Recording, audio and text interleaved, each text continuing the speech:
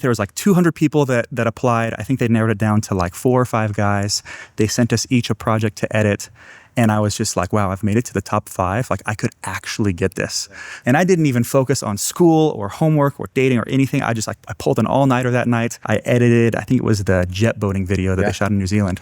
Edited that video throughout the night, sent it to them the next morning. And they were like, wow, we were not expecting you to get it to us that fast. Yeah. And so they kind of told me, they're like, not only did you get it to us the fastest, but I also feel like you did the best work. So if you want it, the internship is yours. Yeah. And I was just like, no way. Like on cloud 9. I was like, this is not even real. Like I can't believe this. Yeah. But I was still in college. I was still at BYU. And so I had 3 years already. And I was just like, what do I do? You know, this is my dream job, but like I'm still in school. So I talked to my academic advisor and explained to him the situation. And he's like, well, this is kind of a full-time job offer. And you kind of go to school to learn what you need to learn to get a full-time job offer. So if you already have one, then you should probably just drop out and take it. And so I ended up dropping out and worked on Team Supertramp for, I think it was about a year. And in that year, learned how to film with cinema cameras and fly drones and color grade and work with big clients.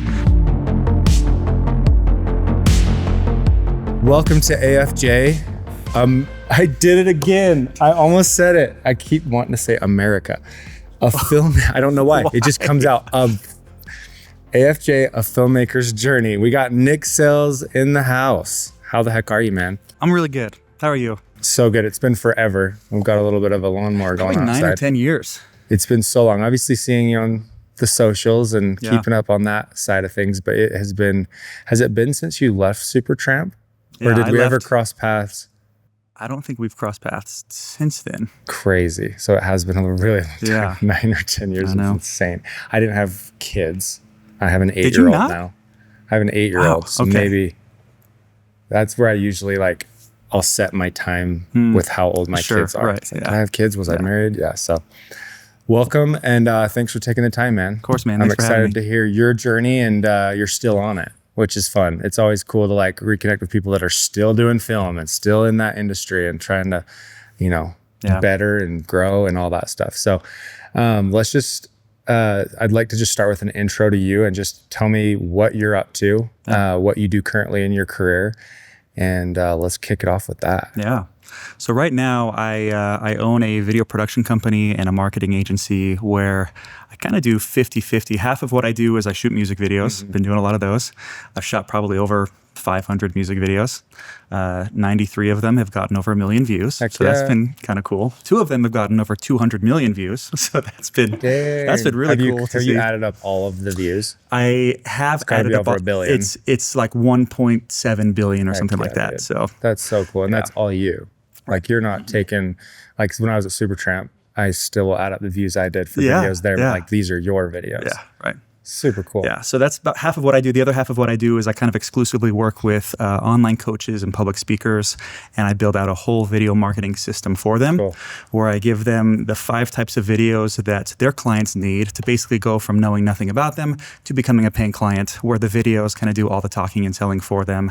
And then I build out their landing pages and email and text automations, and I write their scripts, and I run their Facebook ads. Cool. So it's a lot less filming. It's a lot more business mind stuff. Cool. So are you enjoying that? I love it. That side of it? Oh, it's fascinating. Yeah. It's like a video game to me. It's like, especially when you get to see, when you start to make your clients a lot of money, you're like, it's the biggest high in the world. I love it. That's so true. And that's been fun because I've actually leaned into the business side as well. Yeah. And I've actually found I really like it. It's fun. It's super fun. So do you have a team, or is it just you doing all of it? Yeah, I have a team. I'm building a team. I have a team of editors, and then I have a project manager, and I'm slowly starting to build a team. I can only take on 8 to 10 clients at a time. And so I'm kind of in the spot right now where I feel like I've basically perfected the system. And now it's just a matter of, and I'm sure you know all of this, training new people and making sure you write SOPs. That's managing other people is not the funnest thing, but it's what you have to do to grow. Yeah, and the systems too. Yeah. You got to get it out of your head. Right. I am still doing that. And every client is a whole new challenge, it seems like. Do you have, when you bring on new, talking head clients, is it the same system, the same videos? Pretty much. the same scripts, just different people. It's pretty much. I hop on an onboarding call with them as soon as they sign up with me, and we talk for about 2 hours. I have a whole list of questions that I ask them, and then based off of that, I script out all of their video sales letters, all of the short form social media videos, all of their ads, and I've written out systems and templates and blueprints that I can just kind of plug and play these things into it, and that's pretty good. That's the hardest thing that I've so is going into the business side and then trying to be a creative. The systems are so important, but I've found with every client, no matter how systematized it is, unless you're in a niche that's very specific like you are, we just do videos for anyone that needs content and wants to sell a product or even just is a service. It's so hard to systematize it. So I'm like, man, if I could just especially find working a with niche. products. I feel like each product, like you shoot a lot of like shoe stuff and then stuff for like bullfit. Bullfit's and so a big one. different products is hard to you can't get the same product shots because the products do different things. Yes, and they're different brands, different looks, different styles. A lot of it we do lean into. We have a little bit of a Tyson Media style that's kind of come from me, and it's like. But it also comes from Supertramp. It comes from just nomadic and like developing that look. And it kind of leans into each business. But every person I bring in, I always am like trying to push their flavor and their style and like find your voice inside of our structure. And so that's been fun too, as we brought in new editors, they like, let's try this. And I'm like, I love that. Or let's try this. And I hate that. Don't do that ever again. And so it's like having a structure in the lane. So it's been difficult. So it's super cool to think about like finding a niche and getting to a point where it's like print and repeat. And I have one client we actually do that with called Honeylove. It's like, that's the most systemed business client I've ever had. And I try to replicate that into every other business. It's just hard. Especially when you're bringing in new people. So have you got a couple people, it sounds like? How has that been as far as like what I'm kind of expressing and how hard it is? Like, how has that been training and managing? It sounds like it's not your favorite. It's not my favorite. It's similar to dating where you have to try out a bunch of different options and you have to, kind of give them a test project to see if they're capable of it. Like, and especially when you're on that date, you got to give them that test project. Like, here you go. Here's a plate of food. I want to see how you consume this. Just kidding. No, well, I just had to throw in the date analogy since you brought it up. Yeah. And so it's I think that you have to interview probably 10 times more people than you would assume to find the one who really, has the ambition and the drive and the skill set. And a lot of things you can't teach. Right. Because you can teach them the skill and the systems, but it's hard to find people that have the ambition and and here's what I found too, is you find those people and they leave. They always will freaking leave. That's why we left Team Supertramp. That's exactly why we've all left so many of the positions we're in. So it's really hard. I'm actually in a new chapter of my business where I've had quite a few people move on, and it's like, dang, I've invested 5 years into you guys, and it's like, I want you to go do your thing, but dang it. Now I got to find someone else. So it's been a challenge. We'll just say that. Yeah. But so then in music videos, it sounds like those are kind of just come as they come, or like, how does that work into this whole system you're doing? The great thing about music videos is that I don't really have a cost to acquire a customer because the music videos kind of do all the marketing for me. A lot of these videos are getting millions of views. So other artists and musicians will see a video that I shot for like the Piano Guys, and then they'll reach out to me. I always have my website or my email in the description of the video, and they reach out and they say, hey, I saw the video you did for this person. I want you to make something similar for me. And so not only do I get new customers or new clients that way, but then most of my music video clients end up hiring me again and again because they have multiple songs. And so that's good that it's not like a one-off project like a wedding. Unless of course they get divorced and then remarried, but that would be funny to shoot multiple weddings of the same person. So most of my music video clients end up hiring me again and again. So that's cool. Nice. It's consistent. And what's the style you go with when you're shooting a music video? Do you do any narratives, or are you doing like the typical, which is what I always did, which is shoot 5 different angles of the same song and then cut it and choose which angle? Like, is it all over the place, or is it kind of? Yeah, it kind of depends on the project. I'd say most music videos that I shoot are, this one. So this is one of them that got over 200 million views. And this was actually one of my first music videos. And I remember driving to this place, not having an idea what I was doing. No way. I was full in the mindset of fake it till you make it. I was renting a Red camera. And so I would listen to this song about 70 times on the drive up to this shoot, just thinking, what can I do? And I kind of planned this whole thing out in my head of like, okay, we're going to have a little boy and a little girl. They're holding hands, walking towards the middle of this thing. This is shot at the Spiral Jetty. I don't know if you've ever been there. Yeah, isn't that out of the salt plain? Yeah, it's the north side of the Great Salt Lake. Yeah. This guy just built this giant rock formation. Yeah. I've seen it, never been there. And so the climax of the song, it kind of builds to this moment, and as soon as it hits that big moment, then there's a drone shot that shows the full Spiral Jetty from a bird's eye view. And so I kind of envisioned this all in my head, and then boom, right there. Chills. Chills. Yeah, so a lot of it is, I'll just listen to the song, 10, 20 times in my head and just kind of envision what I think it could look like. And then as we're shooting, just kind of go with it and just see what happens. Yeah. Do you do a lot of scripted? Well, before we move on from this, you're dealing with a lot of kids. That's a major challenge. I'm sure they were very disciplined because they look like they're professionals. Luckily, these kids are. Yeah. These kids, I mean, this is the One Voice Children's Choir. From what I'm not sure if it's still the same way, but when I was working with them, I've shot probably 30 or 40 music videos for them. They have this audition process where like 200 kids apply and only like 2 or 3 make it in. Wow. So it's a pretty grueling process where they have to maintain a certain level of professionalism and all of that. So luckily, those kids are really and they probably saw you as like, oh my gosh, this is a movie director. But, I've shot music videos for other children's choirs where it's like their first time ever being on front of camera. And so kids will just kind of be standing there and playing with their hair or picking their nose or just doing random things. I'm like, oh, so. Directing kids is so hard. These guys are obviously right in that middle ground of like kids and teenagers. Yeah, these guys are great. That's super fun. Yeah. I was going to ask the question, do you do any narrative music videos? Yeah. And what's that process for you? Do you write 20 or 30% is, either the client will come to me and they'll say, hey, we have this whole narrative figured out. We really just want you to show up and shoot and edit it. Sometimes they'll say, we have the song and that's it. We don't have a location. We don't have a storyline, but we do want to have a storyline. And so then we'll, get our performance shots, and then we'll get our B-roll storyboard shots, and then I'll kind of weave them in with each other. And it's kind of like any client. It's different. Yeah. It's always different. It's like, but you bring your own flavor and your style and your experience, and you grow from there. Yeah. Well, that's super cool, man. So you're over 1 billion views. Dope, dude. That's like a huge. I remember. So I've also hit that, and that's like such a major accomplishment. Like 1 billion views. Yeah. So congrats, dude. Thank you. Are you super busy? I imagine. Packed, slammed. Yeah. Thanks for making the time to be here. Oh, my pleasure. No, it's really fun to be here. It's fun to catch up. But busy as ever. But at the same time, it's like I wouldn't prefer it any other way because I love it. It's super fulfilling. I love helping people, and especially helping people get lots of views and make lots of money. So it's incredibly fun and fulfilling for me. And even if I ever get to the point where I can retire, I don't know if I ever will, just because of how fulfilling it is. Yeah, it's a fun job too that we'll be able, except for AI is coming. It's a fun job that we'll always be able to do creatively. Yeah. And I was actually just doing the podcast that comes out next week with Damien. He's a stunt driver. We were talking about this, and I actually never thought about it with AI. This is totally off topic, and then we'll get back to your journey. But painting. So when you think about painting, and people were like, oh, digital's coming, you can just snap a picture.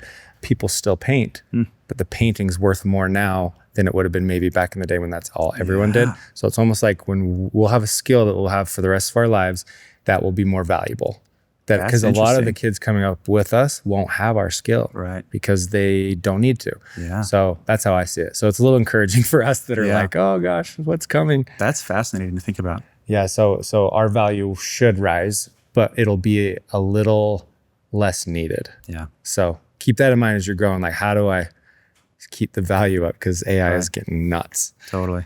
So anyway, let's take it back to the beginning. I'm so excited to hear where it started for you, because we crossed paths at Supertramp, and that's all I kind of know from then on. And I've followed you on social media and kind of seen what you've been up to till this point. But when did it start for you? What caused the spark creatively for you to start this? Yeah, so I was that goofy, weird, quirky kid that would always steal my parents' camcorder, the mini DV tapes, and I'd go out and I'd make movies with my friends. Cool. And we would, pretend that we're spies and that we're superheroes, and we would write scripts and have plot twists and have fireballs and explosions and super speed, and we'd basically just make movies.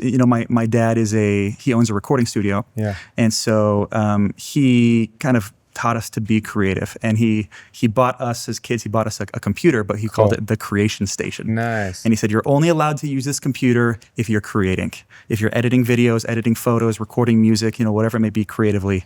That's the only way you could use this computer. So that was my childhood, was making movies with my friends, and then since my dad owns a recording studio, he also taught me how to record music, and I fell in love with singing and performing, and so I would write my own songs and put them on iTunes. I forgot about that. Yeah. Yes. You're not just and a I would make these dumb, cheesy music videos for my music, and they were, like, looking back on them now, I'm like, wow, that was so stupid. But it was fun. It was a blast, Of course. And so then kind of growing up in high school and beginning of college, I would have other musician friends who would see music videos that I made for myself, and they're like, hey, you should shoot a music video for me. And so I'd shoot little dumb music videos for them as well. And it was a blast. And then, I got back from my mission, and this is me singing another song, but got back from my mission, started working for BYU TV as an editor for the Spanish channel, and that taught me, Premiere, how to edit really well. And I had been working with them for about a year when Devin posted on Facebook saying, we're looking for an intern to join our team, send in a video that you've edited, we'll choose someone in 24 or 48 hours. And dude, I don't know if you were this way, but I was the biggest Supertramp fanboy. Bro, you and me, I won't jump ahead because we'll get there. But we were on the same page, trust me. Yeah. I watched all of his videos all through high school, all through college. I loved it. Just like, that was like the dream job. So I was like, maybe there's something here. So I applied.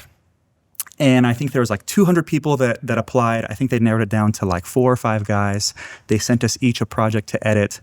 And I was just like, wow, I've made it to the top 5. Like, I could actually get this. So I remember I took the drive that they gave me, went home that day. I didn't even focus. Who gave you your drive? I think it was Parker. He gave me mine too. Yeah. And I didn't even focus on school or homework or dating or anything. I pulled an all-nighter that night. I edited, I think it was the jet boating video that they shot in New Zealand. Edited that video throughout the night, sent it to them the next morning, and they were like, wow, we were not expecting you to get it to us that fast. And so they kind of told me, they're like, not only did you get it to us the fastest, but I also feel like you did the best work. So if you want it, the internship is yours. And I was just like, no way. On cloud 9. I was like, this is not even real. Like, I can't believe this. But I was still in college. I was still at BYU, and so I had 3 years already, and I was just like, what do I do? This is my dream job, but like, I'm still in school. So I talked to my academic advisor and explained to him the situation, and he's like, well, this is kind of a full-time job offer, and you kind of go to school to learn what you need to learn to get a full-time job offer. So if you already have one, then you should probably just drop out and take it. And so I ended up dropping out and worked on Team Supertramp for, I think it was about a year. And in that year, learned how to film with cinema cameras and fly drones and color grade and work with big clients. And you came on probably a couple weeks or maybe in a couple months after I came on. And Dude, you just flew through your journey. So let's rewind it. I want to hear about your dad and him being in the creative space. What it sounds like that was a huge effect on your life. And I love the idea of having a creation station, because my kid, he's in the other room right now. He loves to edit, but he also loves to game and play games. So it's like, I have a computer here that's like, you're going to just watch tutorials and learn how to edit. And like, I'm going to start calling it the creation station is what I'm getting at. So talk to me about your dad and kind of how he sparked a little bit of what you've been doing. Yeah, he's great. And I owe a lot of where I am now to him and his support, just because I realized that other kids my age never had those opportunities. They didn't have access to a camcorder. They didn't have access to Apple Motion or Final Cut Pro back in the day. And that kind of always put me 2 or 3 steps ahead of everybody else my age. I remember in high school, I was in a video editing class, like a TV production class, and all the kids would come to me because I knew already how to edit. And so I'm really grateful that he kind of instilled in me and my siblings. It's kind of funny because now all of my siblings are in the creative space. My little brother is a videographer. My older sister is a photographer. My little sister edits sound and music and audio professionally. So we're all still in the creative space, and we owe a lot to my dad for kind of helping us to grow those creative muscles. Yeah. I don't think that creativity, I don't think you're born with it. I think it's a muscle that you can grow and develop. But I'm grateful that I was able to develop those at a young age. Yeah, that's interesting. I'll get to that question I have about the whole like creative muscle. But as far as like your dad kind of getting all your brothers and sisters to be creative, tell me about, was that like his plan? Like, was he like, I'm going to have a bunch of creative kids, and he like made you be creative? Or was it like, he's like, hey, this is fun. And then you guys just latched onto it? Well, you see those soccer dads or those baseball dads who are like, I never made it in sports. And so my kids are going to vicariously live through my kids. That's what I'm trying to get at. And no, he was never that way. Cool. He was always just like, hey, here's access to these tools. If you want to use them, great. If not, no worries.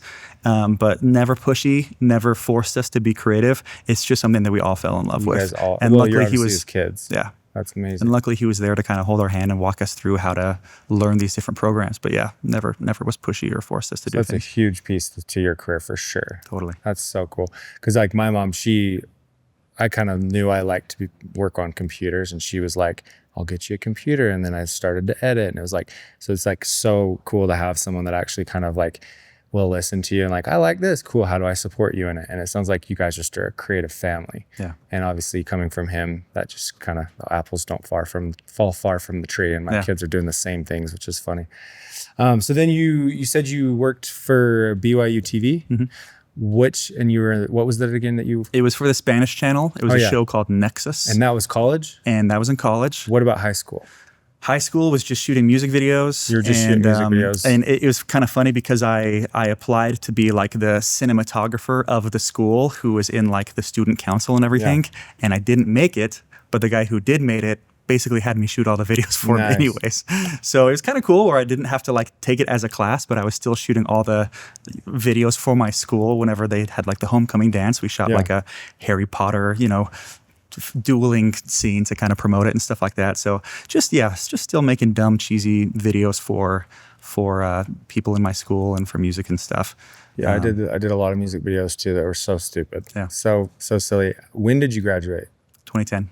Okay, so yeah, you're 2 years younger than me. So I'm trying to see what cameras you're using. You're still using mini DVs and capturing footage. We're using Final Cut Pro. Yeah. Nice. So yeah, we're right there at the same thing. The mini DVs capturing was so funny. And then as you started to, build on this creative muscle, before I jump ahead, I want to talk about that. I forgot the creative muscle. You say you're not born with it, but you can kind of like develop it. Talk to me about that. Yeah. So where that theory kind of comes from is really like what we're seeing with the generation of kids right now with social media, and how social media and video games, I feel like, is killing creativity in our kids. Because instead of using those creative muscles yourself, you're taking advantage of the creativity of someone else. Yeah. The inventor of the iPad or the video game, you're using their creativity to entertain yourself instead of entertaining yourself with your own creativity. Yeah. And so that's kind of where I feel like, maybe you are born with a certain level of creativity. Woo! Chill, bro. We got a little weed. He's our landscaper. Leaf blower out there. Hopefully, people online can't hear this right now. We'll just throw it into Adobe Podcast and it'll get rid of it. What the AI freak, man? Yeah, no, that's the first time he's ever done that. Yeah, so I mean, maybe some genetics, maybe some of that is inherited, but definitely, like, I fear for the younger generations because I don't know how creative kids are going to end up being if they're just taking advantage of the creativity of other people to entertain themselves. And I think that in that way, the muscle of creativity is going to die. Yeah. So I'm going to have us wait for just a second. Cool. He is not leaving. And what he does is he rides a lawnmower while he goes around blowing. So it's like extra it's loud. Like two, like, can't you two just things walk? At once? That's funny. Hey, I guess if it's your job, you have to do it every day. It's going to save a little energy. I completely agree with you. And I get a little more worried too, just going back to the AI thing. Like, people don't have to even try to be creative. But I also think, oh my gosh. We'll just get really close to the mic. I also think that I wonder about that, because I wouldn't know unless I went through this. But if I didn't develop creatively, would I still have that creative muscle that I didn't like exercise, but it was there when I'm like doing a whole different career, and I could have implemented it into any aspect of my career? I don't know, but I wonder. And so that's why I asked that question, because I think it's super interesting. And I think that muscle is getting worse and worse. Our brains are getting worse and worse because they're just so easy to do things now. Yeah. Which comes back to my point that your creative muscle will be valuable in 20 years when we're just old people and people are like, hey, we need an actual creative person, not just a computer. Right. So, okay. So you are now wanting to go to college. Was it you, I guess at this point in high school, did you see filmmaking as a career? What path did you see, or was it just a fun thing you were doing? I loved film, but I also loved music. And since my dad had a recording studio, that was kind of the life path that I saw for myself, is that I would study commercial music. I'd have my own recording studio. And I kind of had this like idea generating of like, yeah, maybe I could like have an all-in-one system where I could record an artist or a musician, and then I could make their music video as well and do the photography and the graphic design and their website. And that was far-fetched, but so I was studying commercial music. But then, you know, once the Team Supertramp thing kind of fell in my lap, I realized that like, wow, you can have a career in filmmaking that doesn't require you having to move to LA and work for Hollywood, where you have to compromise your standards and work on all these sketchy films. And that just like opened up a whole new world for me of opportunities that you could have in the filmmaking industry, where you could still, you know, be your own boss and set your own rates and have your own gear and create your own schedule, work on the projects that you want to work on. That was just like so mind-blowing to me. So did you see, at that point, did you see Supertramp as a stepping stone? When I first joined, that was like, I'm going to be here for the rest of my life. Same. Because it was everyone did. Yeah, it was my dream job. Yeah. Like even looking back on it now, I'm just like, that was so cool. Such a thrill, such a ride. Yeah. Like, wow, what an amazing opportunity to travel the world and shoot with the best athletes and you know, creative people in the world, like shooting things that get millions of views and the people watch and they say like, I want to do that. Like it was such a dream. That's so cool. So talk to me, let's go back to that process of your application. So where were you when you saw the Instagram post? Because this is so funny for me to actually like go on this journey with you, because I think it was the same for both of us. Yeah. You were just like a month ahead of me. Yeah, I don't remember exactly where I was, probably either at work, at BYU TV, or at school, or at my apartment. But I saw it, realized that he was in Provo, and I was just like, could you imagine? That'd be so cool if I got this job. Wasn't thinking in a million years that I'd get it, because I know that there's so many talented people out there, and I'm just this dumb, you know, college kid who is decent with a camera, decent in editing, but never in a million years would I thought that I would get the job. And so when you applied, was it, I'm just trying to relate it to my experience, because I saw it and I was like, I dropped everything and I was like, I'm the perfect fit, because I live here and I can do a premiere. Did you, what was the application process for you? You say you can't remember where you were. So I guess the question is, I think I sent them, I think they said, send us a video that you've edited. Yeah. And then we'll kind of narrow it down from there. That's right. The BYU TV channel that I was working for, they had a lot of similarities to the Team Supertramp style. They would sometimes go out and do action sport videos as well, and I edited those videos. So I think that was a definite advantage for me, is that I already had the editing style that Team Supertramp was used to, where, you know, some of the videos that we filmed were like the jetpack stuff and like cliff jumping stuff and fun action sport adventure stuff. And so them seeing that I could edit that style of video, I think was really attractive for them. I forgot about that. That's where I was trying to get, is like, what was that? Like, yeah, because it was like, I live here, I edit here, here's some videos. And then they chose like 5 people to do an edit. So, so then they picked you, and you got the boat video, and you say you stayed up all night that night and delivered it. Go into a little more detail on that, like as far as, and then the other thing too is you were, what I really try to tell people is to be prepared for opportunities, because you could have saw that post and been like, oh crap, this would be the best opportunity, but I don't really have a lot to show. But you were preparing yourself for an opportunity without really knowing it, which brings me to the question of, did you, like, you love Devin Supertramp, but did you ever wonder, I would love to work for him? Or was it just like this post came up and then you were like, I want to work for him now? No, I think even before the post came up, it was like my dream job to be on Team Supertramp. Yeah, so you were kind of already putting it out there. And then when it came, you jumped on it. So anyway, I'll stop harping on that. You submitted your video. I think that's when I cut you off, said, let's go back. So let's start from there. You got the call back and you started down that journey. What was like your first experience with them? Like your first video? Was it I know the edit happened, but like, I remember I didn't see Devin for like weeks. Yeah. Like I got the job and I was like, does he even exist? Like who am I even working for? Because it was basically just Parker. Yeah. And I can't, it's hard to remember, but I think Parker, pretty early on, he basically told me that like, eventually I'm going to phase out and we want you to kind of replace me. And I was just like, replace Parker Wahlbeck. Right. Like, those are some shoes to fill. He actually like gave you an inkling that he might be leaving. Yeah. Got it. Yeah. And so I almost exclusively worked with Parker for the first couple months just because he was, kind of planning on having me replace him to an extent. And then, eventually I met Devin and we had team meetings and stuff like that. But yeah, for the first little bit, it was just Devin, Parker, me, Dakota, Carter. Yeah. And then you came on. Yeah. Yeah. And then the first time we worked together was on that ice skating shoot. Do you remember that? That's right. Yeah. Yeah. That was the first time I like ever used a red too. Or he's like, have you guys ever used a red? And I'm like, yeah, never used a red. Well, it's funny because that shoot, Devin, I don't think he knew how to ice skate. And so he was running on the ice with just his shoes.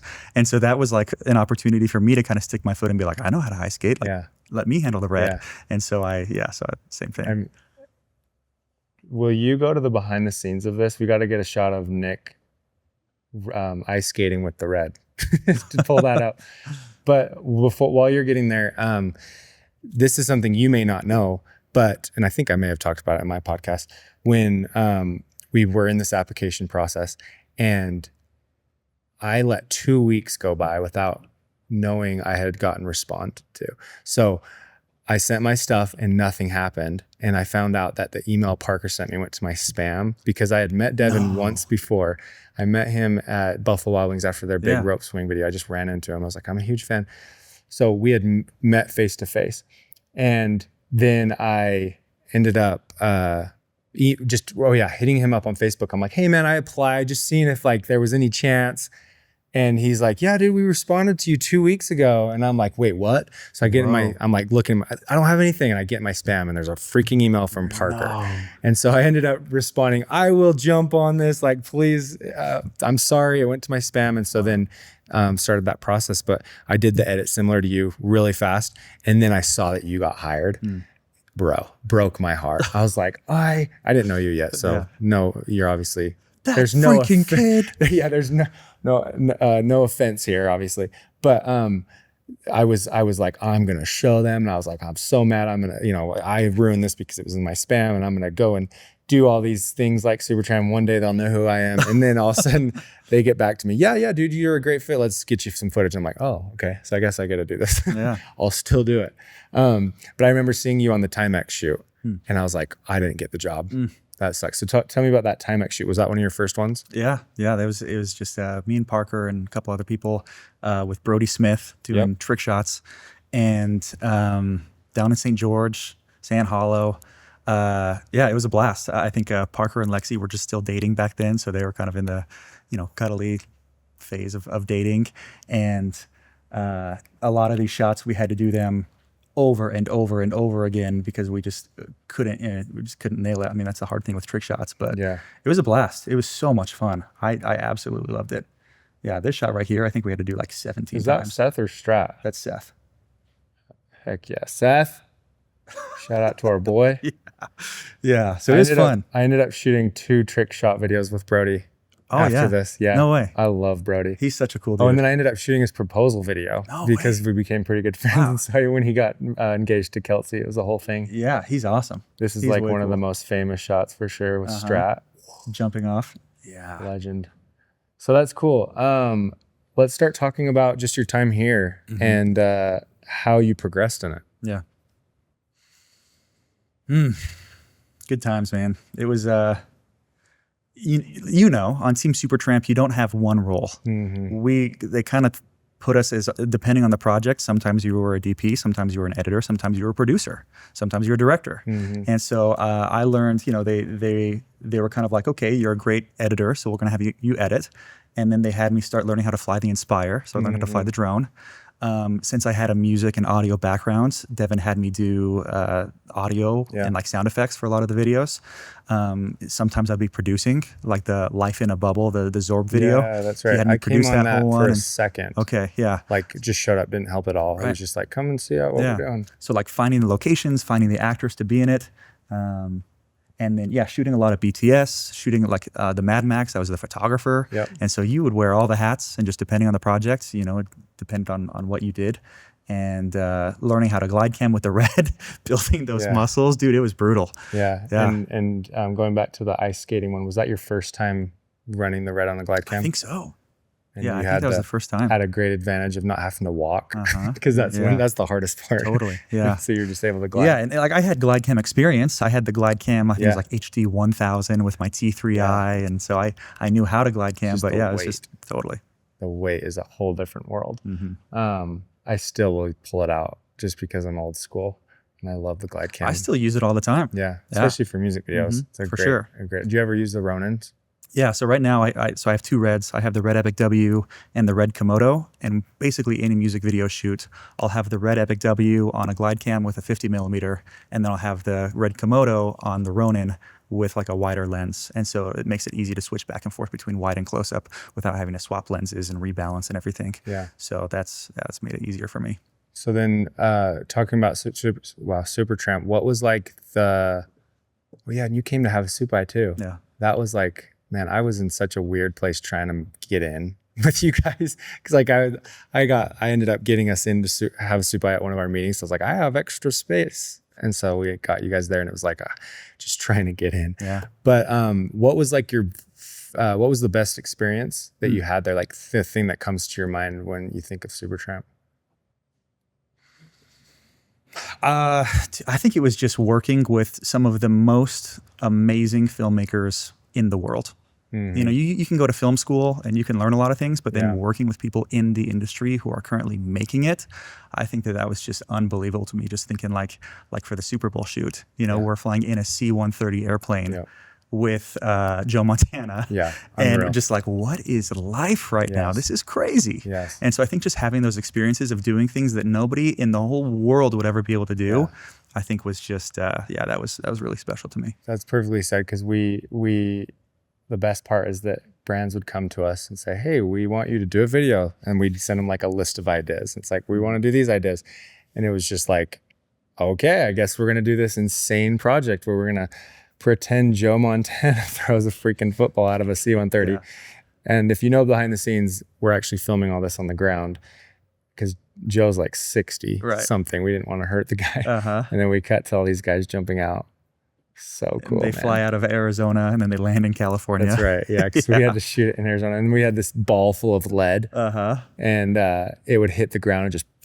Yep. Because it wouldn't fall as fast as the people, which was the crazy. Shot of him catching it was reversed because they couldn't catch it in the air. And there's actually rewind to that. I want to just point something out that no one's ever called out yet. When he catches it, watch his sock. Right here. Watch his sock. Whoa, that's funny. No one's ever seen it. Wow, I'd never noticed that either. And I've seen this so it's in reverse, obviously, but Marshall grabs his sock and pulls it down. Wow. And then we reversed it and it goes up. So the cat's out of the bag, everybody. That was a faked, because we couldn't catch it. It was impossible. It would have killed these guys. Yeah. It was falling so fast, and it was literally like, how heavy was it? 50 pounds? It was not unreal. A real football. Anyway, glad we got that. That was fun. Yeah. So then another question on the opposite end of it. What was the hardest, I don't want to say worst, but maybe one of the hardest experiences at Supertramp? Because when I think of it, it was like Mad Max, right? Yeah. That was so hard. That was hard. So tell me about yours. I got sick for a little bit during Mad Max, and I remember there was one morning where I was just like, I need to be out shooting photos, but I can't move right now. So I just stayed in the tent for a little bit. That was tough.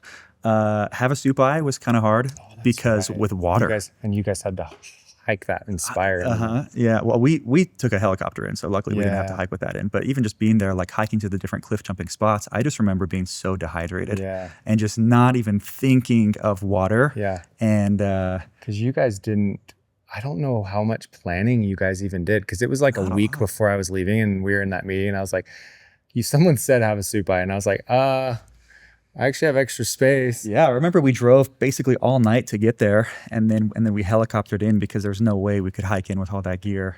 And but yeah, I just remember hiking. But you guys were hiking a long distance. Totally, because these are like 2 to 3 mile hikes, right, to get to each location. Right. So you're still hiking with that Inspire. Yeah. Yeah, so I remember being equally awestruck with like these amazing waterfalls, and also equally dehydrated and just like, what am I even doing with my life right now? And you guys weren't super prepared for it. Yeah, I remember you got injured on this shoot, right? I got injured on. I did. I freaking jacked my neck up, and I ended up busting a rib. Wow. Diving on the Havasu Falls one. Jeez. This place messed my body up because I went 3 times and I kept, one time I dove off Mooney Falls behind it. And I, stupid, but just didn't realize how shallow it was. Yeah. Right onto my head, and ended up tearing a ligament in my neck. Jeez. Still deal with it today. But yeah, dude, that I'm glad you brought that one up, because this is a tough place to be. If anyone's been there, it's like so cool when you're there, but there's no, it's very hot, and you've got that one little spring you can get some water in. And there's actually, we ended up bringing a water bottle that you could put in the river and it would filter the water. And that was scary because you don't quite know what you're drinking. But I just remember, hiking in, and then with Devin, the motto is it's all about the shot. And so we'd be right on the edge of the cliff, getting as close to the edge as possible with the glide cam, with the red. And I just remember like there was a couple times where like I almost fell in. It's like 1 foot slips and I'm gone. Like the red and I are going in this river. And so, I just remember thinking like, what am I even doing right now? This is so dangerous as a filmmaker. And you're like just getting thrown into the gauntlet. Yeah, this is such a cool place. I haven't been back since we all went there. Same. Yeah, good times, man. So fun. And there's my wife. We used a couple shots from what I did, because I ended up going like a few days early, and I actually hiked in. So I remember going to Devin's house, and this was so surreal to me, because I was like, I'm actually at Supertramp's house. And he packed me this bag, and he's like, yeah, take a red, take all these batteries, here's the glide cam. It was like 60 pounds.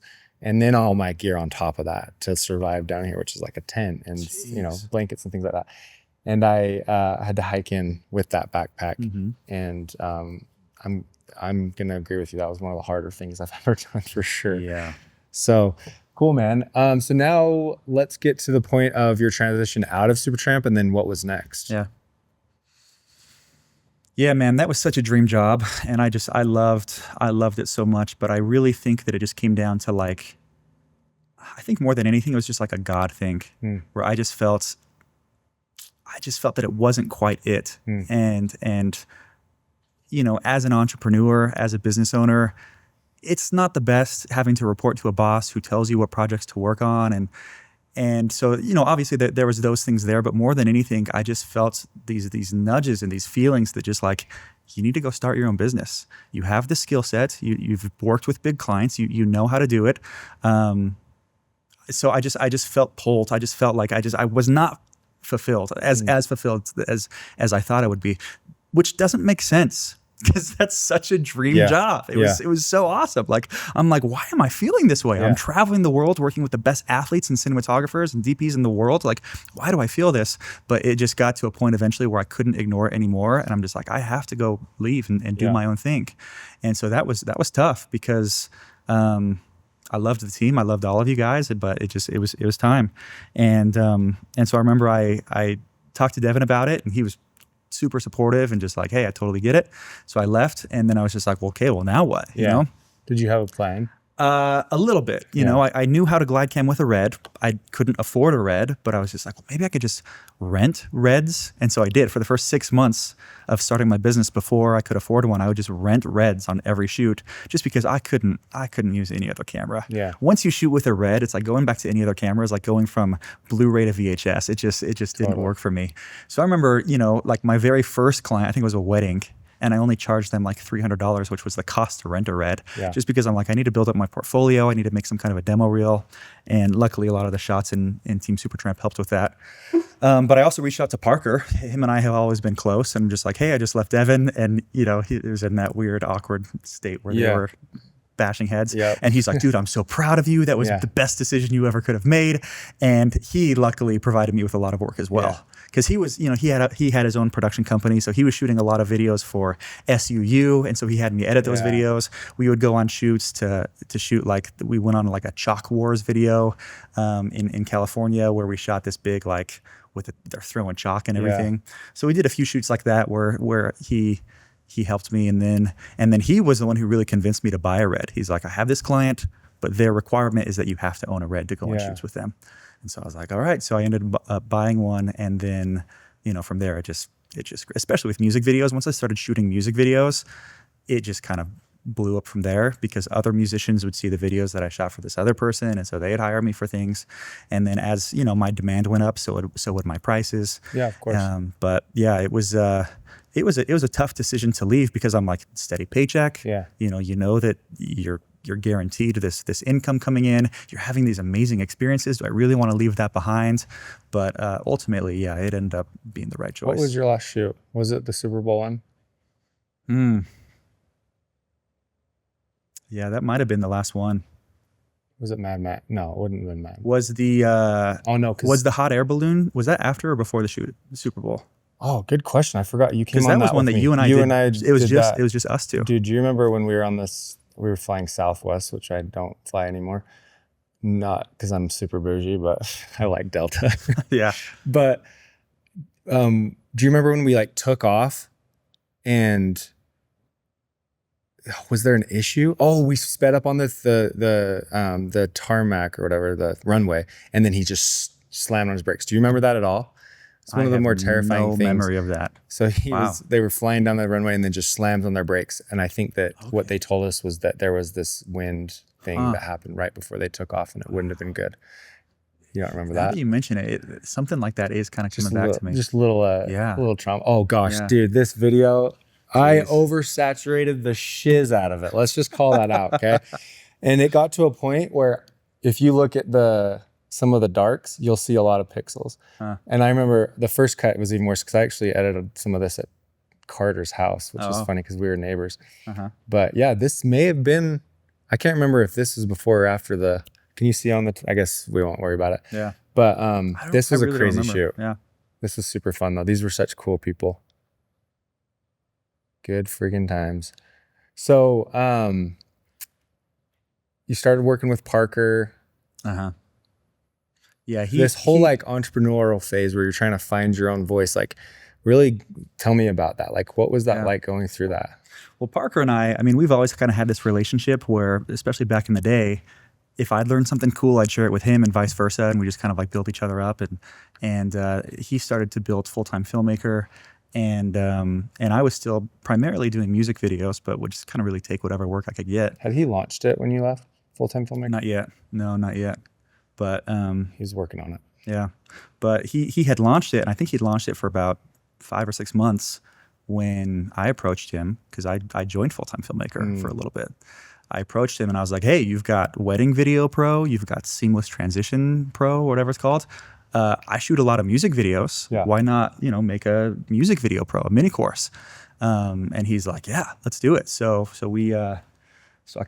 I made this whole mini course. I think it was like 40 videos of how to shoot video, or how to shoot music videos, how to get clients, how to, get different angles and everything. And we launched that. And then he offered me a full-time job to come onto the team. And so it was me and him and Jake Weisler and Landon, by the way. And then eventually Carter came on as well while I was still there. Did you work with Nate Taylor? No. He came on after you? No, I think Nate came on after I was there. So tell me about the music video pro thing. Did you just do it and give it to him, or did you have any kind of ownership in that?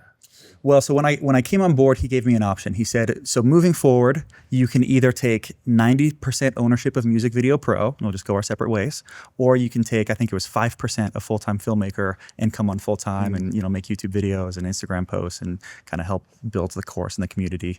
And so I chose that one. Yeah. And that was another thing where I was just like, I think I could be here for the rest of my life. Yeah. But same exact reason. It was just this tug where it's just like, there's so many other things that I wanted to do. Yeah. And that it was a great learning experience. It was a great opportunity, great guys on Full-Time Filmmaker. But I was just like, man, it's just hard reporting to someone else. I want to be my own boss, have my own gear, set my own rates, create my own schedule, choose the projects that I get to work on, not have someone tell me what to work on. And so I just, Parker and I are very similar in that way where we don't like reporting to someone else. And so eventually, I approached him. I was like, dude, this has been great, but it's time for me to spread my wings and I got to leave. And again, very supportive. And so this whole pull you're having at Supertramp and Full-Time Filmmaker, that's you're, I guess, calling to you. What was that? Was this something that you knew back in college when you were at BYU TV that eventually I wanted this thing, or was this just like this inkling that you kind of had this whole time of just like, and where did was it a fulfillment thing? Like, what were you tapping into that was really making you make these decisions while you're at Supertramp and at Full-Time Filmmaker? Because like you, man, when I was at Supertramp, this was a lifelong thing.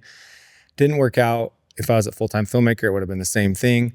These are really great opportunities. Tell me about this like entrepreneurial pull that you kept having. Like, what was it? I don't think it's something that I really understood at the time, but now that looking back on it and kind of connecting the dots looking back, I've realized, and there's statistics that have come out that say that only 11% of employees are truly motivated by money.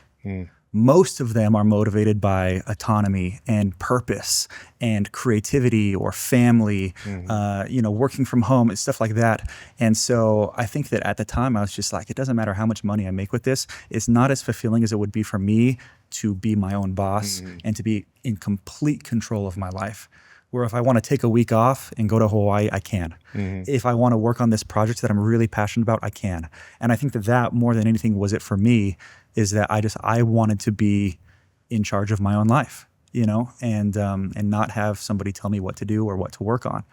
And so I think that maybe that's the entrepreneurial bone in my body where it's just like I have to be in charge. But yeah, looking back on it now, I'm really grateful for those experiences. But ultimately, I'm just the type of person where I have to be in charge of my own life. Yeah, and what's the reason for it? Like because you named a lot of different things. What was your reason for? I think that more than anything, it was just the freedom to choose what I wanted to do. Freedom to take a day off and spend it with my family. The freedom to really, as an entrepreneur, there's no cap to how much you can grow. There's really no limit. As long as you're skill stacking and as long as you're learning new things and growing, like, you can really grow as big as you want to. And being your own boss, eventually you can build your own team, and then you can choose what projects you get to work on, and you can still shoot as much as you want or not if you want to. You can be more of a manager, or you can even hire your own CEO and just be the owner of the company and completely step back. So the reason I'm harping on this so hard is I hear you 100,000%. I've always had that same thing, but I didn't quite know what it was when I was at Supertramp.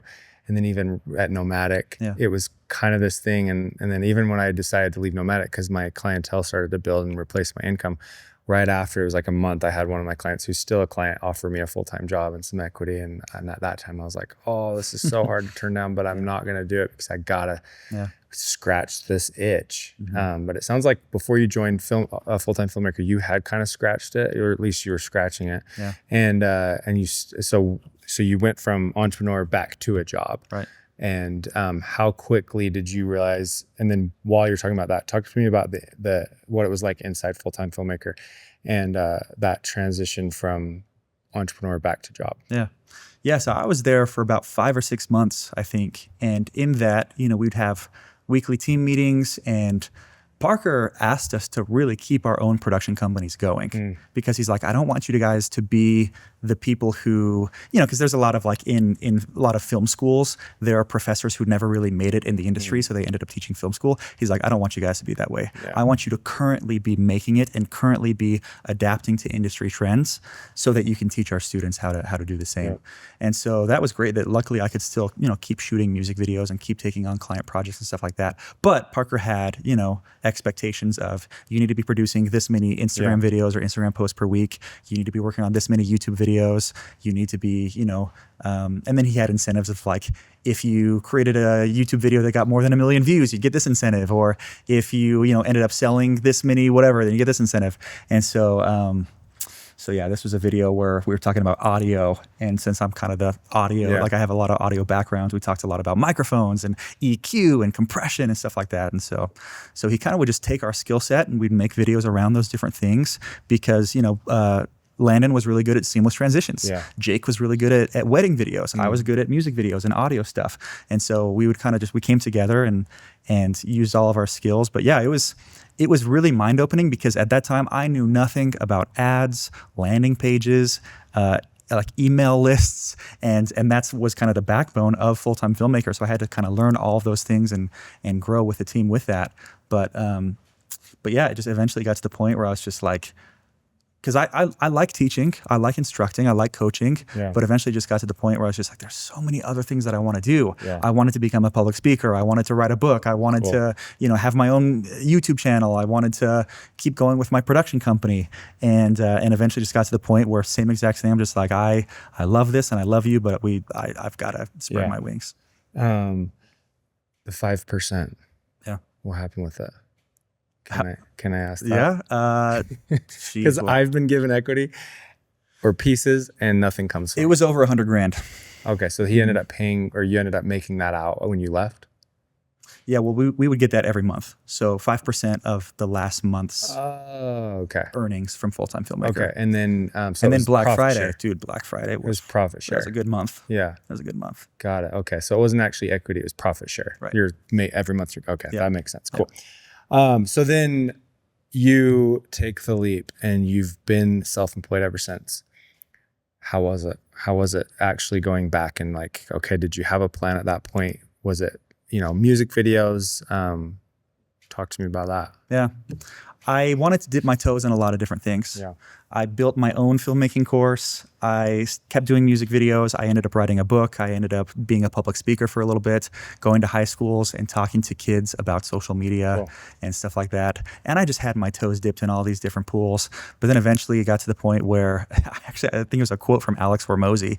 And he said, if you are focused on all these different things, and if your competition is just focused on one thing, they're going to blow you out of the water. Mm-hmm. And that's when it really hit me. And I was like, dude, I just need to focus on my production company. Mm-hmm. So all those other side gigs and projects, I just completely abandoned those and just started focusing on my production company. And that's when it really blew up, because then I could really start to build the skills of marketing and funnels and email and text automations, landing pages, scripting videos, learning the psychology behind marketing and why people buy.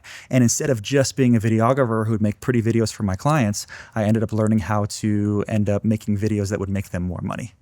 And if you can make someone more money, then you can make good money as well. Yeah. And so that's kind of when my business, I think it doubled, just when I started to learn all of those skills of, kind of transitioning from just a video production company to being a video marketing agency, where you could take on clients and run them through this system. And now what I do with my company is it's much less filming and editing. I'd say before it was like 80-90% filming and editing. Yeah. And now it's like 40% filming and editing. And the rest of it is building funnels and landing pages and writing out emails and scripts and ads and running all the things on the back ends, the integrations on the back ends that just kind of make a system so that it just kind of runs smoothly on autopilot even when my clients are sleeping. And dude, that has been a blast. Yeah. It's so fun, and I couldn't imagine doing anything else, just because I love business and I love marketing and I love the psychology behind why humans make decisions to buy things. And it's so fun. And you probably learned a ton of those skills at Full-Time Filmmaker. I did, yeah. And you like that part of it? I love it. That's cool, because I hate it. Like, I look at Facebook ads manager and I want to die. Like, it's so, I've actually ran my first ads ever. Okay. 2 months ago. Wow. And it was for a little business course that I launched and then got too busy to keep doing. But I now get it. It's cool. Like the numbers, I've always been the guy that plugs the videos into the company that already has the marketing team in house. Yeah. And my videos do super well. I've just never quite been on the marketing side of it. So it's super interesting that you're enjoying that, but also do the videos. So now that you're not doing 80-90% videos, is it like 10-20% videos? No, it's probably 50-50? like, it's still probably like 40 to 50% shooting and editing, Cool. but the other 60% is everything else on the back end. And if you could pick one thing to do solely in your business, that like if you started to hire out, what would it be? Or you probably love the variety. I don't know if I could pick one thing, just because that's the thing. The great thing about being a videographer is that, like, at least for me, I was not just stuck shooting every single day. I shouldn't say that on YouTube, but it would it'd be so exhausting. Yeah, totally. I would unalive myself. That's what the kids are saying. It would be exhausting filming every single day. And so as a filmmaker, it's great that you can edit, you can film for a day and then you can edit for a day or two and kind of take a break and sit down. Variety. And so, for me, the variety of like taking a client from A to Z, where you just build out the whole strategy first, and then you script out the video sales letter, and you script everything out, and then you film the videos, and then you edit the videos, but then you have to plug them into the system, and then you have to, run ads, and then monitor the ads, and do the strategic competitor analysis, and look at all the analytics on the back end. And dude, that's what I love about ads, is that you can run 8 different ads and then A/B test them against each other, find the top 2 best converting ads, and then dump all the budget into that. And it's just so fun for me. Like try to figure out why the heck those ones work. Yeah, why do they perform? Was it the hook? Was it the offer? Was it the the guarantee? Yeah. And it's that's so the part I do love about it, is when I collaborate with other marketing people and they're like, hey, this video did well. They don't know necessarily why right out of the gate, but when we work together, it's like, let's pick it apart, and then you make it another video with maybe the direction you think won. And if it does it again, it's like, oh, let's just keep doing this in a different way until it burns out. Yeah. That part's super fun. Yeah. And even for my own marketing agency, like, it was fun running ads for myself. I had to eventually turn off my ads because I reached my capacity. I hit 10 clients and then I had to turn them off. But it was fun just like seeing that, ads lead to a landing page where they fill out a form, and then you call them, and then you book a discovery call, and you sell them on the call, and they sign up for you. Like, it was cool to see that, like, it's just a system that all works together, because most videographers and filmmakers, they're just living off of referrals and word of mouth and reaching out to people and posting on social media, hoping it all works. But having an inbound system where clients can reach out to you wanting to work with you, wow, that's fun. It's like security. Yeah. It's like, oh, I need some money. Turn on the ads. Totally. Bring them in. Yeah. So I saw your ad with Master Filmmaker. Yeah. Tell me about what that was like as far as joining that system, and would you recommend it? That was the program that really taught me all these things. I learned a few things with Full-Time Filmmaker, but they do a deep dive into video sales letters, landing pages, funnels, all the software on the back end, scripting ads. And so, like, it was like trying to drink out of a fire hose. They just blast you with all this information. But once you learn those skills and stack them on top of each other, then, when you're competing with other filmmakers who are just filming and editing, it's a no-brainer for your clients, saying, like, not only can I make you a really pretty video, but I can also, plug it into this formula to make sure that you're getting new clients and customers and growing your business. And so, I would absolutely recommend them. They were awesome. And it's funny because they're still running those ads with my testimonials, and I'll have 2 to 3 filmmakers a week reach out to me, even today, reach out to me being like, hey, I saw your testimonial. You want to hop on a quick call? I'm thinking about signing up and I don't know. And so, I've talked to a lot of people. I should be getting residuals for this. I was going to say, you better be getting residuals. I mean, they have an affiliate program, and I don't go out and market it, but I do talk to people who approach me, learning, wanting to hear about my experience, and I'm happy to recommend them. They've been great, but That's cool. Business, you're very business minded, and I love that. I actually love to pick people's brains when it comes to business, because we do talk so much about film, and I love to speak that language, but business is unique because not a lot of people do it. They become a one-man band, and there's not systems. It's just kind of like, take it as it comes. There isn't an inbound system that's just referrals or whatever. Yeah.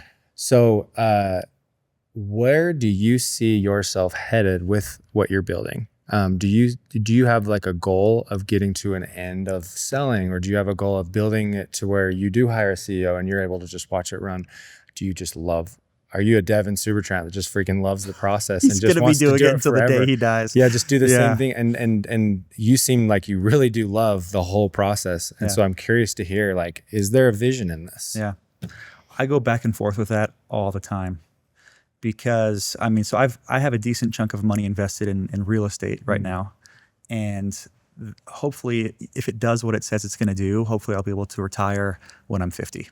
If the money compounds and grows, then I'll be able to retire when I'm 50. But again, I don't think I'll ever retire just because of how much I love it. But yeah, I battle with that question all the time because I love it so much. But then I also think that maybe eventually I'm going to get burnt out. And so every time I hire a new team member or a new contractor, I'm just like, should I really be doing this? Because the more team members you hire, the less of a creator you are and the more of a manager you become, where you're just managing other people. And there's pros and cons to both of that. And so I fight all the time just being like, is the money enough if I just kind of keep doing everything? Yeah. Or do I want more money? Do I want more time freedom, more time to spend with my family and just kind of hire out and have everybody else take on these responsibilities? And I don't know. Yeah. I wrestle with that all the time. I'm with you. I actually got to a point with this business where I wasn't needing to do everything and I was just managing. In fact, it was a good chunk of time that like I didn't ever have to film or edit. And then I went through this transition where people started to go on and do their own thing, and jumping back into it. It's like what you're saying. The money's there and I still have the opportunity to kind of take off when I need to. I still have great employees that work here. But then I start doing the content. It's like, oh man, I'm making more money now. It's like, is this enough money to just keep doing it this way? Or do I want to get to that point where I'm just running a business, which I actually really love. And I do love managing people as well. So I fight with you just like you do, or I fight with that thought just like you do, of where to go. But this is a hard industry to grow yourself out of. Like, you're the creator. It's very hard to systematize it, especially if you are the creator. When you have like companies like Chamber Media and Harmon Brothers, where you have these business people and then you can hire all the creatives, way easier to scale a business because you're not as attached, right, to the creative and the final. Right. Do you find yourself having a hard time letting go of that when you give it to people? Oh yeah, for sure. Yeah, and my wife thinks that I'm psycho because we'll go on vacation and I'll just be like, babe, I know this sounds weird, but I just want to work for like 1 to 2 hours a day. Yeah. I think for the same reason why people love going to the gym when they're on vacation, you know? It makes you feel fulfilled. It makes you feel like you're doing good in the world. It makes you feel like you're building something, that you're growing. And I just find so much fulfillment from work that I love doing it. And it's hard for me to ever pass anything off because there's a part of that task that I love doing. I love writing scripts and I love building landing pages. It's so fun to like see this aesthetically pleasing landing page that you built come together and see that it's converting clients. That's so fun. But yeah, so I think that right now kind of where I'm headed is to build out a team, but then also work on it as little or as much as I want to. You get to pick and choose what you work on when you work. Right. That's the goal for sure. And then, but finding a niche that you can actually systematize, I think is really cool. And that's what you're doing. Yeah. You're talking about all this marketing stuff. There's a lot of change happening in that world more than creative with AI. Do you find that that's becoming easier? Like, are you creating landing pages with AI now, or are you creating pieces of the funnel yet? Because that's like a new world that a lot of people are tapping into. AI assists with a lot of what I do, but I don't think I'll ever feel comfortable just like giving it and just saying like, you take over with this. It'll like ChatGPT, I use it every single day for hours every single day. And it'll get 70-80% of the way, but then I have to make tweaks and adjustments to make it sound human or authentic or whatever. But for ideas, it's amazing. Yeah. And especially for like systems where you can like create a custom GPT and feed it all of this information and then give it a structure saying like, first you do this, first you do that. Like basically giving it an SOP, standard operating procedure, and say, this is how you do it. And then it gives you the result. It gets pretty good. Yeah. It's almost there. And then you can make your own tweaks and adjustments there. But yeah, I don't know, man. It's tricky to say with how fast AI is progressing. It's tricky to say if it'll ever replace us. But I mean, right now in bliss that it is making every aspect of my job easier, and it's helping me to provide value to my clients faster. And so right now I totally see it as a win. Yeah, for sure. And it's definitely a tool right now. I'm just so in it right now, we're making a play to kind of have something if it does happen, because Mark Zuckerberg just came out and was like, he didn't want to crap on creatives. So he threw in a little like, you guys are okay. But honestly, I think he's full of it. Basically that he's like, if you start a business and you have a product, you will be able to get into Facebook Ads Manager and just tell it what you want, and it will build your website. It will build the landing pages. It will give you the photos. It will give you the video, and you just turn it on and off, and it will learn over time what's working, right? Just like Meta Ads already is. But it's now testing websites. It's now testing the landing page, what's working. It's changing the copy. It's doing it all on its own. That's essentially what he's telling us. And he's like, obviously there's always a place for creatives and we'll need those, but he's like, if you're like a mom and pop, you won't need to create video or hire creatives for videos. It'll just create that. And then if you want to do different things that it can't, then that's where creatives come in. I'm like, whatever, dude, you're going to make it to where we aren't creating the videos.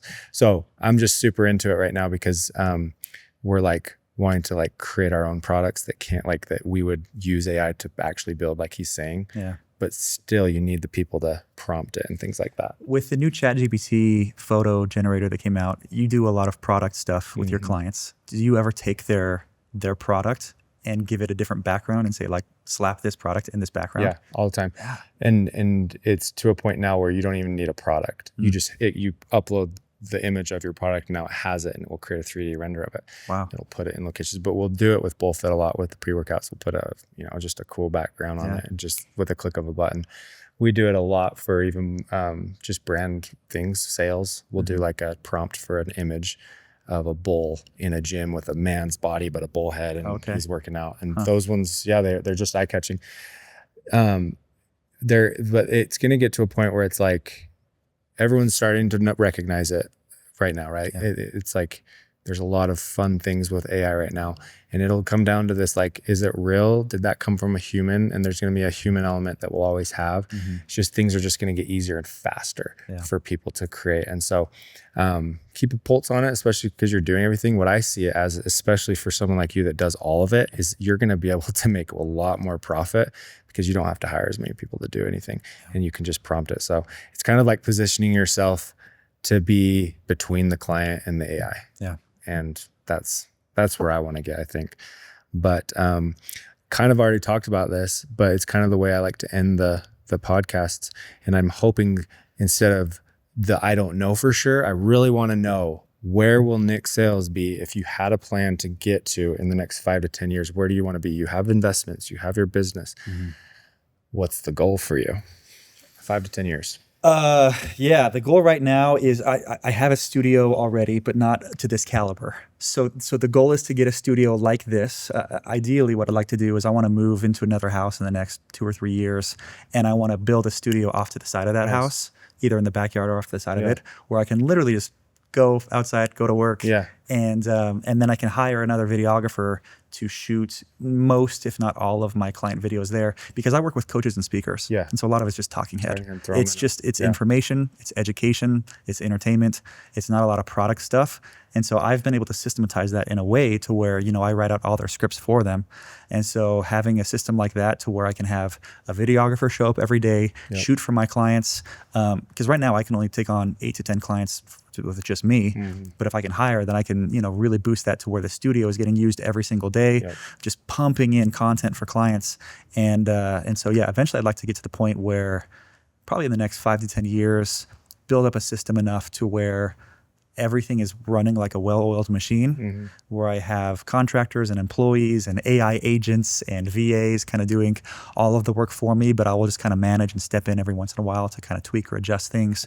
But having the time freedom to spend as much time with my family as I can. I have a 1-year-old son right now. My wife is pregnant with our second. She's giving birth in August. And so priorities are changing a lot, whereas before, in the Team Supertramp days, it was travel the world, see all the cool things, do all the cool things. And now it's like, I just want to hang out with my family. I just want to do all these fun things with them. I just went on a 3-week trip to Europe for a client, and everyone's like, oh, I'm so jealous you get to do all these fun things. I'm like, it was the worst because I was not home with my family and I was just working the whole time. And so, yeah, having the freedom to do those things with my family is the ultimate end goal for me, is to just spend time with them. And, I want to be the dad for my kids that my dad was for me. Yeah. I want to give my own kids a creation station and maybe have, someday my son will take over Avium Films. Yeah. And, that would be kind of cool for me to see. Just letting them spread their wings and explore and grow. And I have, kind of these controversial opinions where I think that college is a scam. Yeah. And so I agree with you. Yeah. And so I think it's becoming less controversial. Okay, good. But it's also a place I always tell people, if you want to go do it for networking. Right. Yeah. And so I think that, like, with my kids, instead of sending them to college, I just take that same tuition money and just say, go start a business. If you want to get into videography, let's buy you a camera and have you start filming weddings or whatever, and have you grow your own business from there. I think that would be really fulfilling for me to teach my kids things that I wish that I would have learned at an earlier age when it comes to business and growth and all of those things. So yeah, that's really the end ultimate goal, is to build my company enough to the point where I can work as little or as much as I want to, and then just get to hang out with my family. You need one of these. That's the plan. Yeah, I've been looking into it, and the price tag makes me want to gouge out my eyeballs. But I'm sure, because right now I do this, but just with an 85-inch TV that's flipped vertically so that I can put any background in the back. And that's been really cool for my clients. Yeah. But yeah, having something like this, the possibilities would be really cool. I would love to figure out some kind of way where you can add keyframes to do parallax. Yeah. Where you can have movement. Unreal Engine. Yeah. Yeah, we have that set up here. Not set up, but we have the capabilities to do that. We've done it a few times, and it's so cool. That's cool. Where it's like the Mandalorian. It actually moves with your camera. Yeah. That's cool. And it's trippy too, because you'll see like where your camera's, you'll like move the camera and you'll see like where it's, and the image moves. It's so crazy. Wow. We don't do it. We have a person that actually does that, because it's so freaking technical. But then you can actually build beyond the screen. So you can put in an image and it will make it bigger than the screen, but then your person needs to be in front of this part. But then like if you tracked and you wouldn't see the edge of the frame, you would actually see the rest of the image. No way. It's pretty crazy. So yeah, definitely an investment if you were to get one. You want to buy mine? I'm just kidding. Are you selling it? No. Oh, okay. I was like, I don't know if you'd want to sell this. We just got started, so we're excited. We love it. But one thing that's cool about having a studio too is that you can upcharge your clients, and it's just extra money in your pocket that I didn't realize till I had a studio, because I have to hire a location, right? But now you're charging for location, and that's more money in your pocket. Although you have to pay leases and rents. Totally. How about you? I want to ask the same question to you. Like, what's your dream vision in the next 5 to 10 years? My end goal, is there a means to the end? Very similar to yours. And before I jump into that, one thought that it's actually very trendy and typical of our generation to say, I want to be with my kids. I want to hang out with my family. And I freaking love my kids, and I'm the same way as you. And I remember having that same feeling when I was at Supertramp. But wait till you have 3 kids, one that's 8, that's wild as heck. I saw the baseball video you posted. And you get an opportunity to go do a client video without your kids. You're like, I'll take it, because you do need the breaks. But when you're doing cool experiences, I'll never forget when I was in Rome with Carter, and we brought this up on his podcast, and it was like, he just kind of pulls me aside, and I hadn't thought about it because I had one kid that was pretty young. And he's just like, this is cool, but like, it doesn't mean anything. Yeah. It's like, I wish my wife was here, because then I can experience it with someone that I love and share that moment with them. And I was like, that's so true. And so I've always had that same mentality. But then at the same time, I was thinking about while you were talking, I was like, man, it is nice to go on those trips without your kids. It is. And get on a plane without your kids. Oh my gosh, that's the best. But to answer your question about where do I want to be, it shifts a lot, but I want to work when I want to work. I want to work on what I want to work on when I want to do it. But I'm in this same place. Like, I love to creative direct. I love to run a business. But I see, if I'm honest with myself, I will be at a point where I'm removed from the business and essentially executive producing. The issue is that I can do it all. And so I'm constantly finding myself stepping in, and it's more profitable that way. But I love filming. I love to edit. but I don't like to do it when I'm told to do it. Yes. And like the client needs this and that. And it's like you're a button pusher, right? Yeah. But you got to make money, you got to make a living. And so I have investments as well. And you just want to get to it. And I have ownership in some of the businesses that we work with. And so there's this whole goal of like building wealth, but doing it in a way that you're not retired, because I don't think we ever should. You'll just start to die once you retire, and you want to be able to do what you love. And I love to spend time with my kids, and I love to travel with my family, and being able to do that when you want would be so sweet. Like, so here's the goal: being healthy enough to do what you want to do. And when you're there, you're able to experience it at the highest level because you're healthy, because you haven't just worked yourself to death and now you have the money to do it. Yeah. And you see all these people retiring who can barely move. Yeah. You know? Exactly. So it's like being able to go with my family and actually enjoy that place, but doing anywhere I want to go to Bora Bora, the drop of a hat with my kids, get the best bungalow on the island. And it's like $50,000 for a trip. That would be dope. That would be the goal. So to answer your question, it's very similar to yours. It's just never letting this creativity go, but getting to a point where you don't have to, where you feel like you're handcuffed by it. Yeah. And it's more of an outlet. Love it, man. And that's kind of how this podcast has become, which is fun. It's like I'm sure it's really fulfilling for you. It's the first time I've done a passion people. project. Yeah. Like it's like this isn't an income source. This is something that I just wanted to do, and I wanted to do it for a long time. Especially once I had this wall, I was like, I want to do a podcast, and I'd love to do it around film. And it was always like, what is that? What could be different? And so, has it been worth it to you so far? Totally. Wow. It's been so fun. It's so much work though, and Ben's been a huge part of it and helping so much. But it's been so cool to actually reconnect with old friends that I used to work with and speak this language. Yeah, we were talking right before the podcast about how you are basically putting all the puzzle pieces together from Team Supertramp, hearing everyone's experiences and kind of reassembling the puzzle. So that's been fun. What's been really interesting, very similar to you and me, is that it seems like, and this is just coming from Utah, but I bet it's worldwide too, everyone's journey seems to tie back to Devin at some point or Parker at some point. And it's like, I told them, like, you guys have inspired a major generation of people to get into this industry that probably wouldn't have done it otherwise. Those two? I don't know.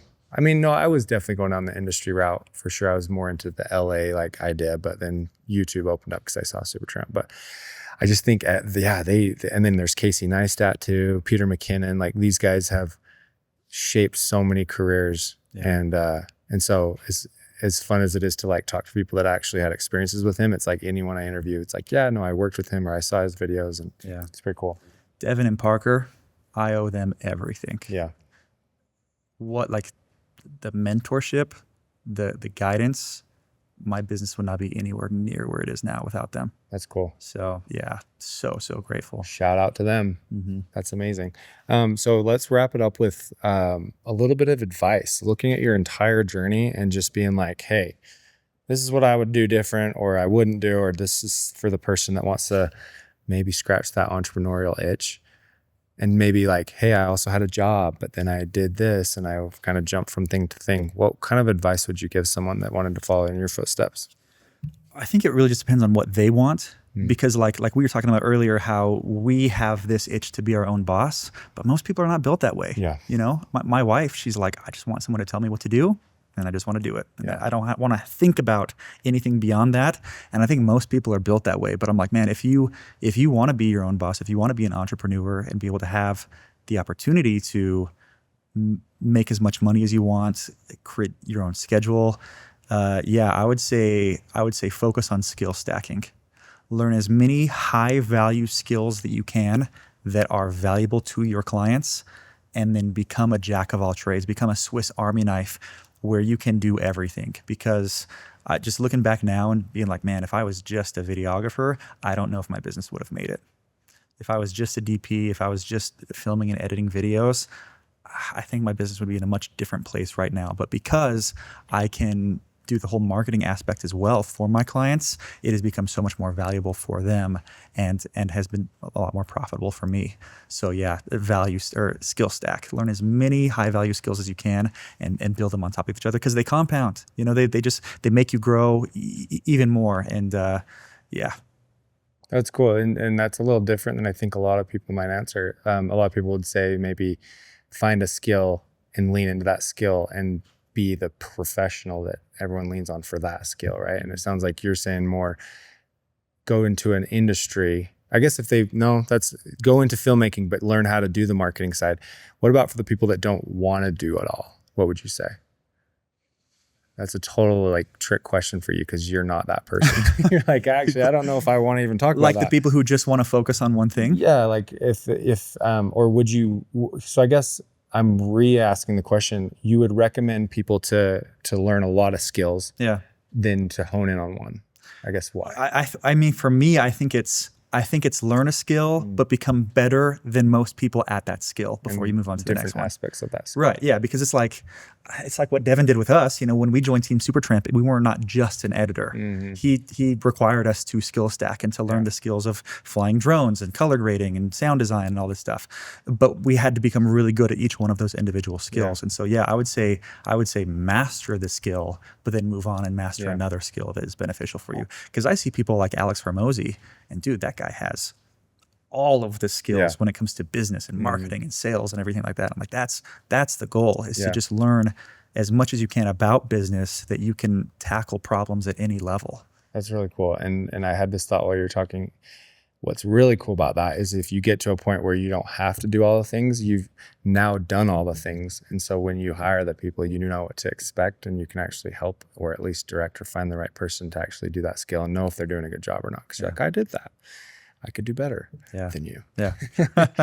Well, I mean, it is like you said, you can do everything in your business, but you have to you had to have gotten there first before you could pass it off to other people, because you still have to do the quality checks, and you have to make sure that they're hitting the SOPs and or that they're hitting the what is it, the metrics of what they're supposed to be hitting. And so I think it's learning those skills and then hiring out to other people, just so you can keep an eye and manage what they're doing. Yeah. And like you said, most importantly, it's profitable. You're able to charge more for a lot more things that you can do. So cool, man. That's amazing. Have we hit everything on your journey that you want to talk about? I feel like that's a very diverse, long, you've been in the industry for what, 20 years, 15 years? Good for you, man. It's cool. It's been fun to see you and me kind of on similar paths. Where, we were on Team Supertramp at a similar time, and now we both have our own production companies at a similar time. And we're only 15 minutes away from each other, which is kind of funny. I'm in American Fork. Oh, no way. Yeah. Freaking right by me. Yeah, it's cool though. Social media keeps us all close, fortunately. But it has been interesting, and I was excited to talk to you about a lot of what you've done, because like I said, it's very similar, and it's very rare to find people that have started and stuck with it for that long, because you can get burned out or just want to change. And I've always told people, if you can stick with a skill or a career for 10 years plus, you get to a point where it's like you have the best security ever, because you can just if you need money, you go and use your skill to get the money, and it's way better than having a job, being able to do a skill. So cool, man. Well, let's wrap it up there. Thank you so much for coming on. Where can people come and find you if they want to follow your business or hire you or hit you up on the socials? Man, I'm not posting as much as I used to, just because life is so busy with business stuff right now, but maybe social media, Avium Films, AEVIUM Films is where I'd be posting a lot of business stuff. And there it is. Boom. Yep. Well, you know where to hire Nick if you're on this and you want to hire him as a coach, get a lot of content as a coach, and transform your coaching and speaking business with proven video transformation systems. Yep. I'm not taking on any more clients right now, but maybe I can add you to the waiting list if I ever start to open the gates again. But amazing, dude. Well, I'm proud of you. Good job. You're killing it. Keep up the good work, and let's stay in touch. Thanks for having me. Appreciate you. Done.